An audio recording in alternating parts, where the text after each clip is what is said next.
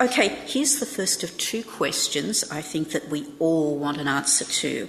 What was it that kept you plugging away at this book for all the years that it took you to write it? It was 7, wasn't it? Yeah, it depends how you look at it. I can say that I started it on May 1st, 2000, and I know that's the date because that's when I finally looked over my shoulder and said, okay, Marianne, I'll listen to you and start writing the stuff down.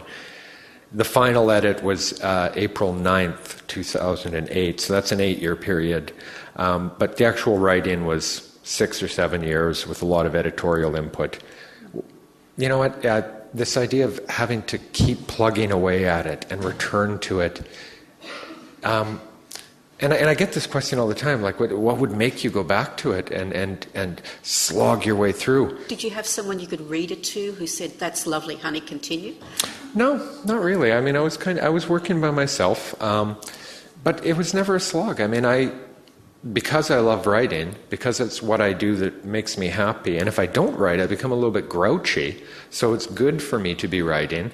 I was never anything less than happy to return to it every night because it always engaged my interest. I always wanted to learn more about what I was researching, whether it was the construction of homes in 9th century Iceland, or what the foods were in medieval Germany, or what medicine they use for the treatment of the skin for a burn survivor. I was always just fascinated and drawn along, and ultimately I wanted to find out how it all ended. Like, this is what drew me along. It's like, oh, I love these characters and they interest me. I wonder where it's all going to end up. So if I hadn't been writing The Gargoyle during that time, I would have been writing something else, but I never really wanted to leave this world. It was endlessly engaging for me. And still on that point, during these 7 years, you wrote over 1 million words, which you then cut down to about 150,000 words, which makes me think that you and your character, Marianne, like to work in a similar way, to chip away at a great mass of stuff until the work of art hidden inside eventually emerges for you. So what was left on the cutting room floor, and do you regret leaving any of it there? Okay. To put this in context with the comparison to Marianne, she is, in the present day, a sculptress of gargoyles. And she goes, there's some in-depth discussions of her working procedure, which is to start with this block of stone, to listen to the voice of the gargoyle inside, to serve this voice telling her what to remove to help the statue achieve its desired shape.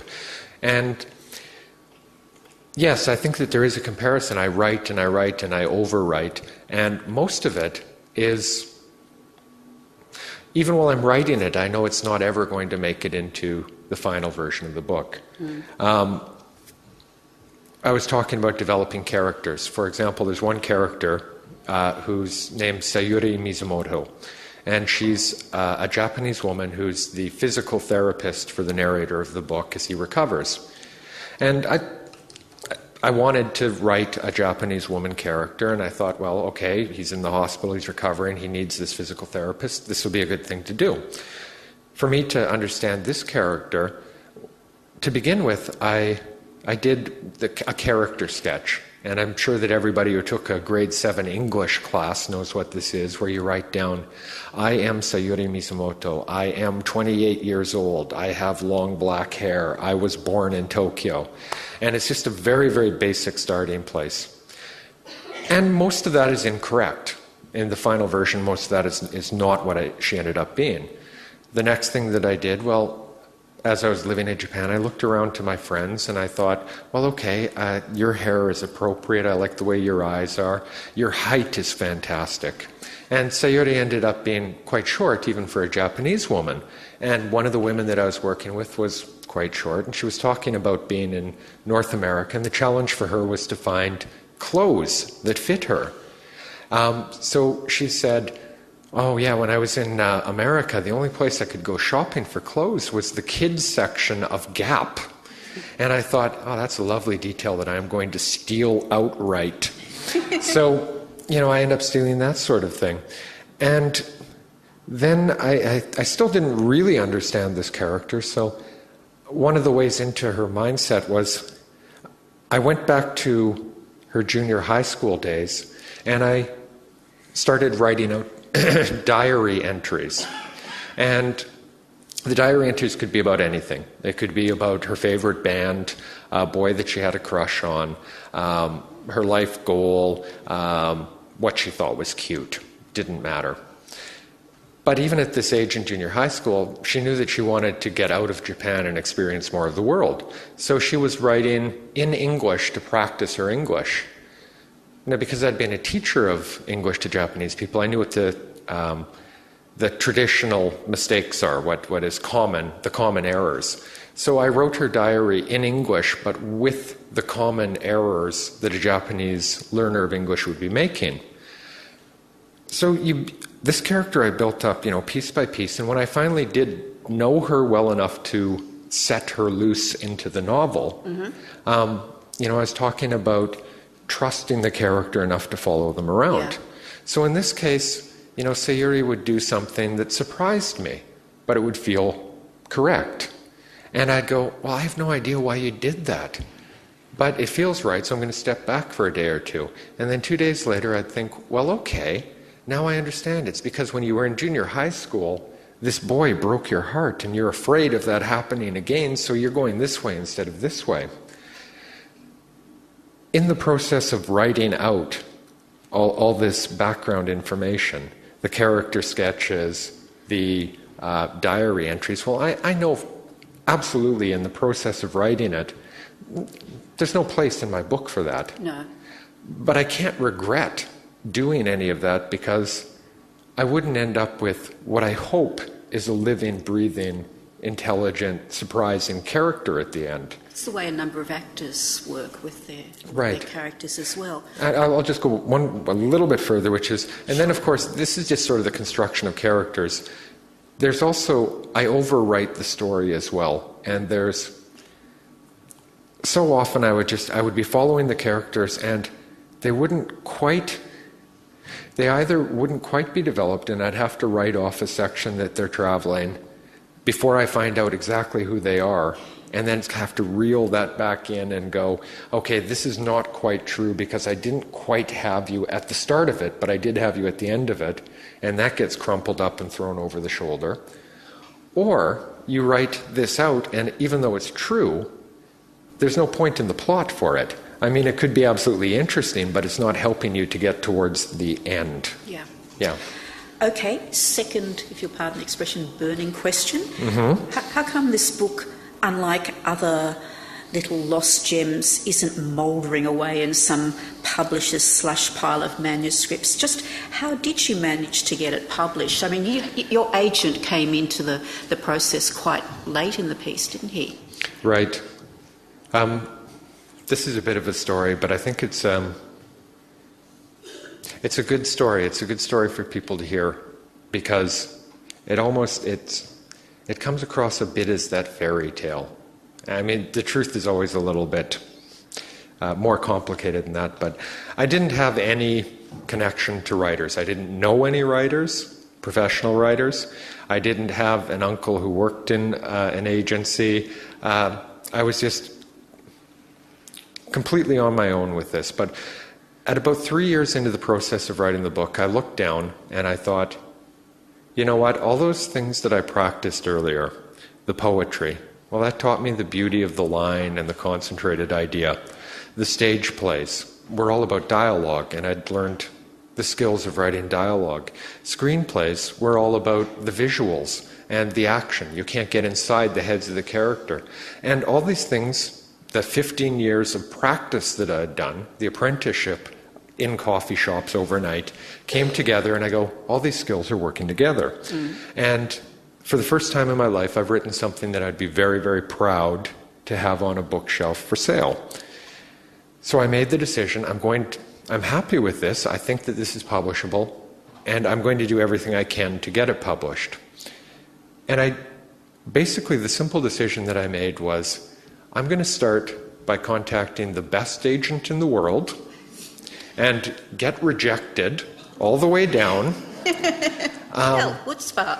Yeah, I mean, but why shouldn't I? Like, if you go into your boss and you're trying to argue an upgrade in your salary, you're not going to say, you know what, I want to be bumped up to 40,000, and then hope he says yes. You start with 50,000 and argue your way down. So I went in. I thought, okay, I'm going to start with the very best, and I expect that I'm going to hear back from these agents, no way, we don't care about you, we hate you, go away, you suck. And on maybe agent number 259, finally I'd have some interest. The fellow that, one of the top agents, one of the first people on my list is a fellow named Eric Simonov, who is a New York agent and incredibly well regarded. And in addition, I've got to say, as well as being a great agent, he's a fabulous person, and now I'm really glad to have him as a friend. But he had an unbelievable client list. He has a couple of Pulitzer Prize winners, and commercial successes, very well regarded. And I actually learned about him because he was the North American representation for a writer named Jasper Fforde, who wrote the Thursday Next novels. Absolutely. Yeah, and I love the Thursday Next novels, and I thought, well, okay, I like the fact that he has this taste. Maybe he'll be interested in my stuff. So what I did was I wrote a query letter, and it was 10 reasons why Eric should absolutely not represent me. I said, Dear Mr. Simonov, it would be an egregious lapse of judgment for you to represent me or my book. Here are 10 reasons why. And then I listed 10 reasons, really tricky reverse psychology, because I'm tricky that way. And he liked this letter, and the last part of the letter said, written in the voice of the narrator of the Gargoyle. So this caught his interest, and he emailed me back and he said, loved your query letter, can you send me the manuscript?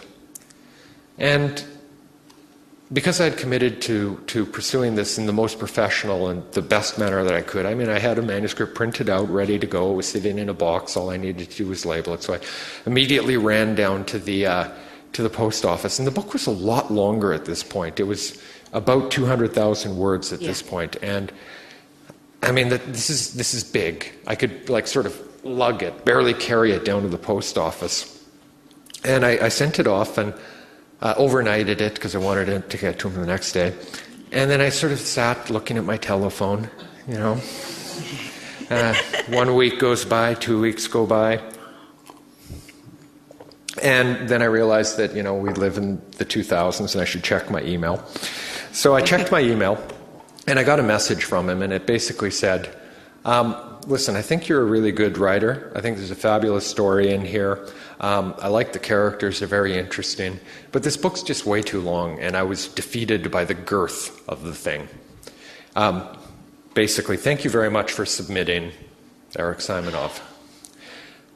And because I was committed, I immediately emailed him back and I said, nowhere in your email did you say for me to not resubmit again. What I would like to do is take this book off the literary market for 6 months to a year. I know that it's too long, actually, right now. Let me re-edit it and resubmit it to you. Would that be okay with you? And he emailed me back, and it was one word, yes. And I would like to believe that he believed in my talent and thought I could do it, but I think he was just trying to get rid of me. But this is what I did. I found a new energy from his interest. I had my foot in the door. We were on talking terms at this point. So I went away and I brought it down from the 200,000 words to the 150 that it was 10 months later. And he was absolutely right, by the way. I wasn't losing anything that I thought should be in the book. When I first submitted it to him, I'd just been working on it for so long that I didn't know what to take out. And I was really hoping he would say, you know what, you're a genius and I love you and this is an editor you should be working with. Didn't happen that way. But what I did with it when he gave me this interest is I made the decision, anything that doesn't move the plot forward is just going to get carved right out. And it doesn't matter whether I'm in love with this passage, and I know that I'd worked on it for 100 hours, and the sentences are beautifully constructed with words perfectly following each other. If it didn't move the story forward, it was coming out. Yeah, William Goldman says, get rid of your darlings. Yeah, I think he actually said, kill them. So after about 8 months, I had cut out, I think I did the math, 37% of the previous submission. And I wanted, again, to make sure that I gave it every effort. So I went to an online publisher that would print up proper versions of a book. And I uploaded a PDF version. And I got back a copy of the book that looked like one that you would buy in a bookstore. Except and I had, a picture of a gargoyle on the front cover, author's photo on the back, the write-up of who I was. And on the front cover, I had a manuscript submission for Eric Simonov and his agency's name. And on the back, where you have the blurbs, if you're going to read one book this year, make sure it's this one. I went into the email exchanges that we had earlier where he said, I think you're a great writer. I think there's a fabulous story in here. I love your characters. But this book is too long. And the final blurb was me going, quoting myself, saying, you're right, it was too long, it's now 37% shorter, please read it again. And he received it on a Thursday. He immediately emailed me and said, book looks fantastic, love what you've done here, I'll get back to you after I have a chance to read it. The following Monday morning, I was woken up. I work through the nights and sleep during the day generally. I was woken up by this phone call, and it's, hi, this is Eric Simonov. I've read your book, couldn't put it down all weekend. I'd love to represent you. And I was like, yeah, I guess that would be okay. We can probably move forward with that. And for when we turn this over to questions from the audience, the very first question someone's going to ask you is how to get contact details for your agent. Yeah, you can find them on the internet. So for me, that was the biggest moment because that was the moment that I knew I was going to get published somewhere. I knew, he's almost like a gate that you open, and if I'd passed through that somewhere, in a bookshop somewhere, my book would be for sale. Okay, now here's my final question. It's rather lengthy, and you're going to have to give a very short answer to it because there are lots of people in the audience who I think will want to ask you questions. I will be brief. Yeah, I gave your book recently to a dear friend who happens to be manic depressive, which some people may see as about as tactful a gesture as Marianne Engel choosing to read Dante's Inferno to a Burns victim. But my friend is herself writing a book, and what I thought she'd be interested in is the notion that any artist, regardless of his or her mental stability, has to be single-minded and obsessive about their work, and that this necessary surrender is always problematic for them and for the others close to them. Do you agree with this? Yes. Okay. All right. You can give 2 or 3 more sentences to that answer. Well, okay. When it comes to the obsessiveness, to a certain extent, it's absolutely necessary if you really want. Listen, I had a job. I had a 9-to-5 job while I was writing this. And this is the case for almost everybody in the world who's working on their first novel. And if you are not fully committed and obsessive about getting it done, people call you up in the evening and say, let's go out for a couple of beers or for a coffee. You've got to have lunch, they say. No, you don't. Yeah, no, if you're really, if you are into this and you want to take it somewhere, you've got to say, no, I'm staying at home. And you don't have to tell me you're writing. You can lie to them. But the important thing is you've got to be there. You've got to show up every single day. You've got to put in the work. For it to be a living, breathing, expansive piece of work, there is no shortcut. And you have to give yourself over to it. Or at least this is what I believe. So I think it's necessary. Indeed. Okay, now we have a brief time for questions. Thanks. You said that when you were writing the book, you were drawn forward by wanting to know what was going to happen to the characters. You want to see where they were taking you. Yes. But, a book is not just about the characters. It's also a crafted object itself. So presumably there was a moment in that process when you thought, this is it, we've got the crafted object, we're going to have to say goodbye. You're talking about when you let go of the book? Yes. You let go of the book when your editor pries it out of your hands, saying, I've got to run this over to the typesetter, it's due in 5 minutes. And I mean, I've talked to a number of writers, and that seems to be the case. You polish with lapidary care, do you? Oh, you never give up polishing. Yeah. And in fact, you know what, I did revisions. If you want to go hunting, there's 3 typos that I know about in this book. Right. They drive me insane every time I look at the bookshelf. It'll make the edition worth much more when it's a collector's item. Okay, I think there were some questions at the back there. Andrew, I haven't read your book yet. You should. It's really good. We wouldn't do this commercial unless we believed it. How much further editing went on at the hands of your agent once you, not when you released it to go to the typesetter, but when you first gave it to him?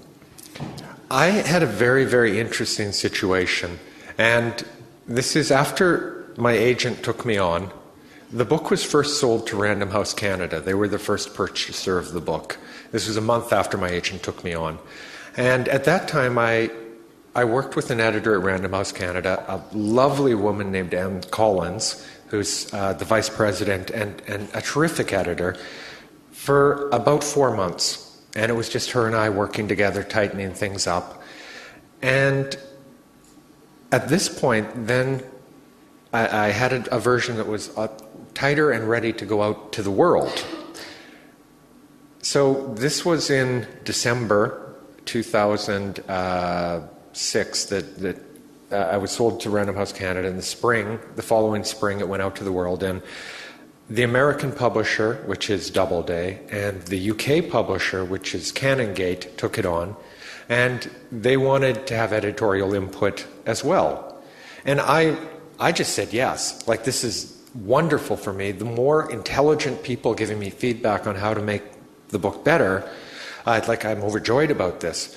So I then went through a second round with professional editors where I had a woman named Anya Sirota from Canongate and a great editor named Jerry Howard from Doubleday also giving me feedback, and Anne Collins from Random House again giving me more. So that entire summer I was getting these bundles of notes sent to me from 3 different editors. I was compiling them into one master manuscript, and very, very rarely did the advice conflict. Occasionally it did. And in that case, I'd just send out a group email and I'd say, half the people believe this should be happening, half the people believe that this should be happening. Can we discuss it a little bit further and take care of it that way? One of the things that I learned is that, like writers, editors all have different skills. One would be absolutely brilliant with the crafting of a line, the grammar, making a sentence more beautiful. One would be all about the transitions and how to get from point A to point B in the best possible way. One would, have the overview and say, well, listen, in the grand scope, in the universe of this novel, this isn't fitting and why. So I was incredibly privileged to work with 3 brilliant editors and glean their insights into the book. And that's not the common case, unfortunately. But yeah, for me, it was a real gift. We've got time for just one more brief question to which there can only be a brief answer. Andrew, life experiences mould our personalities, our self-esteem and many of our personality traits. What did you learn about yourself from writing this book? What did I learn about myself? It's the first time I've ever been asked that. Well, I thought I'd try a different perspective. It's excellent. It's an excellent question. Indeed. You know, one of the things that when you come out with a book, the media tries to give you a story. In the case of me coming out with the book, it's been a real success in a lot of places, and the media, one of the things that they wanted to do is make me this sort of rags to riches story where I'd been slaving away for 20 years working, and finally I had some breakthrough. This is not true. My life was incredibly happy before this. I had great friends. I had moved back from Japan to Canada, and I worked 20 hours a week as a contract worker to the Japanese company, and the reason that I was doing this actually is so I could go back to Japan 2 times a year. I was playing old-timers ice hockey. I was living at home for 6 months of the year, in Japan for 4 months of the year, and traveling for 2 months. My life was really, really good. My parents loved me. I want to throw that in. They were fantastic.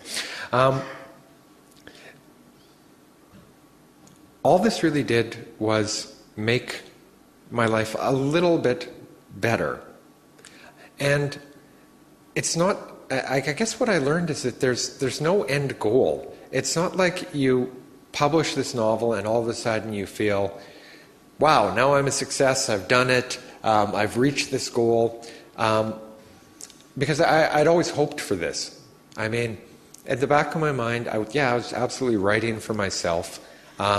But it's always a part of your mind where you go, yeah, I'd love to be a professional writer.